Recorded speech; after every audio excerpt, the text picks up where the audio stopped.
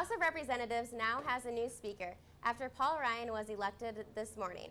Ryan, a representative from Wisconsin and former vice presidential nominee, received votes from 236 members of the House, although the election was mostly a formality after his nomination yesterday. Prior to being elected, he had been the chairman of the House Tax Writing Committee. Ryan told reporters yesterday that he plans to unify the House and move away from the conflict of the last few years. A same-sex couple in Pennsylvania are looking to marry. Only problem? They are technically father and son. Before the legalization of same-sex marriage nationwide, some gay couples used adoption laws as a way to gain legal recognition as a family. Nino Esposito, a retired teacher, adopted his partner, Roland Bosey, in 2012 after being together for more than 40 years. Now they are trying to undo the adoption to get married, and a state trial court judge has rejected the request because usually the annulment of adoption is limited to cases of fraud.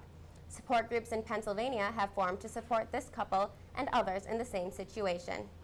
Erin Baldwin will begin as the director of the Thielen Student Health Center on January 4th. She's currently serving as the Chief Operating Officer for Mahaska Health Partnership in Oskaloosa, Iowa. President Stephen Leith said Baldwin was chosen because she has extensive experience in the healthcare industry. Leith also said he believes Baldwin will help to bring the health centers back to the level of care students desire. Baldwin told The Daily, quote, "I am really excited to get a chance to work with students. There's just a lot of vibrancy and excitement around the college experience. I'm really anxious to come to campus and get to work to make the health center the best for students." It looks like Trump's slump will continue as a new national poll shows him out of first place in the Republican presidential race. Dr. Ben Carson took the top spot in this month's CBS News New York Times poll, with 26% to Donald Trump's 22%. The numbers are a reversal from their poll last month, in which Trump led by 4%. Although polls last week showed Carson first in Iowa, this is the first time that Trump has fallen from the top spot nationally. Well, Whitney, that sure looked like a good old hoot and a half. It was a lot of fun. Yeah, I agree. I think it looked a lot of fun too. But what can we expect from the weather, Whitney? Well, after tonight, it looks like it's going to be cooling off quite a bit, but I will have more details after the break. We only have 2 more weeks left before Thanksgiving break, so is the weather going to help us get there? I think it will. We can expect to stay in the 50s and low 60s throughout the next 2 weeks, so I'll have more after the break. And now Jenna joins us at the desk. So we've been having tornadoes, thunderstorms, high winds today. When is it going to start to feel like November? It's going to start feeling like November pretty soon here. The winds are starting to die down a little bit. Temperature's cooling off, but I'll tell you more after the break. Welcome back to iState News. I'm Jenna Yerrick with your sports report. This past weekend, the Iowa State volleyball team had their first Big 12 competition. The Cyclones defeated Texas Tech at 3-0 sweep Saturday afternoon at Hilton Coliseum.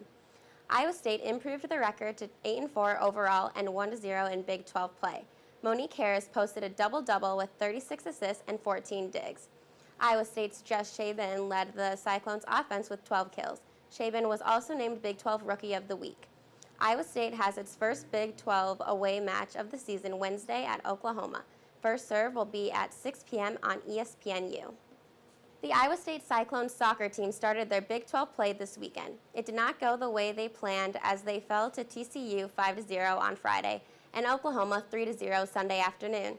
The Cyclones have failed to score a goal against Big 12 opponents but will have their next chance this weekend. The Cyclones will host both Baylor and Kansas. They will play Baylor Friday night and Kansas Sunday afternoon. Good luck, Cyclones. The Iowa State softball team had an exciting weekend in Vermillion, South Dakota. Last Sunday, the Cyclones played a doubleheader against South Dakota. USD barely won the first game 8-9. Cyclones took the second game 7-6 over the Coyotes. The Cyclones will travel to Des Moines this weekend for the Big Four Classic. They play Drake Friday at 6 p.m., Iowa Sunday at 10 a.m., followed by UNI at 1 p.m. Best of luck against our in-state rivals this weekend, Cyclones. With the Cyclones football team gearing up for a home game against Kansas, offensive lineman Jacob Dunning is preparing to play for the first time in over a year. During last year's win against Iowa, Dunning ruptured his patella tendon. Now, more than a year later, Dunning is practicing with the team again. While not ready for game time action, ISU offensive line coach Brandon Blaney said, Dunning is much further along than expected. The 5-0 men's basketball team is taking on the 4-1 North Dakota State tonight. The 5th-ranked Cyclones outscore the Bison by an average of 20.2 points. So far, Iowa State has made a smooth transition from Fred Hoiberg to Steve Prohm. The Cyclones are the only Power 5 team with 3 victories over major conference teams and captured the Emerald Coast Classic tournament with wins over Virginia Tech and Illinois. The Cyclones are back home at Hilton Coliseum tonight, and tip-off is at 7 p.m. The Iowa State Cyclones women's volleyball team was selected into its 10th consecutive NCAA tournament under head coach Christy Johnson Lynch Sunday night. The Cyclones, who ended regular season 18-10 and 11-5 in the Big 12, will travel to Madison, Wisconsin to take on Miami on December 3rd at 5 p.m. If Iowa State wins their first round match, they will play the winner of the number 6 Wisconsin and Oregon match on December 4th at 7 p.m. Last time Iowa State and Miami met was in 2011 when the Cyclones swept the Hurricanes to advance to the regional semifinals of the NCAA tournament. Good luck, Cyclones.